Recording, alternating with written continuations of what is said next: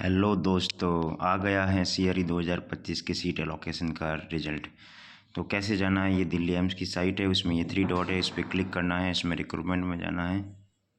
और रिक्रूटमेंट में जैसे ये आप ओपन होगा रिक्रूटमेंट,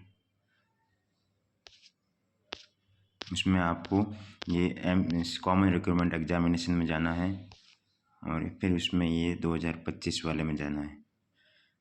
तो उसमें ये रिजल्ट दिखा रहा है, देखो न्यू वाला, इसमें सारे सीट एलोकेशन के रिजल्ट आ गए हैं। 52, 51 सारे ग्रुप कोड के आ गए हैं। अभी जो इसका नहीं आया है वो भी आने वाला ही है। ये सब आए हुए हैं, ठीक है। ये सब आप यहाँ से देख सकते हैं। जिसका नहीं आया है उसका भी अभी आ जाएगा। तो आप देखो, आशा करते हैं सबका सिलेक्शन हो जाए।